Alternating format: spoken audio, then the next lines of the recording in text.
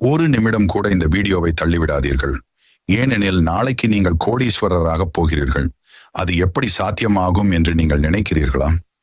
முருகனை ஒரு முறை தரிசிக்கிறீர்கள் என்றால் அவருடைய அருள் உங்கள் வாழ்க்கையில் வெற்றியும் செல்வமும் மகிழ்ச்சியும் கொண்டு வரும். முருகன் ஒரு போர் தேவன் மட்டுமல்ல, அவர் அருள் பெற்றவனுக்கு எந்த இடையூறும் தடையாக வராது. சபரிமலைக்கு போனாலும் திருச்செந்தூருக்கு போனாலும் முருகனை நினைத்தாலே கூட மனதில் இருந்த கஷ்டங்கள் அகன்றுவிடும். வாழ்க்கையில் சில சமயம் நம்மால் எதையும் செய்ய முடியாத மாதிரி தோன்றும். அப்போதே முருகனை தியானிக்கவும், ஓம் சரவண பவ என்று சொல்லவும். அந்த ஒரு சொல் உங்களுடைய மனதை வலிமையாக்கும், உங்களுக்குள் இருக்கும் தைரியத்தை எழுப்பும். முருகன் தனது பக்தர்களை ஒருபோதும் கைவிட மாட்டார். அவர் உங்களை பொருளாதாரத்திலும் ஆரோக்கியத்திலும் அறிவிலும் உயர்த்துவார்.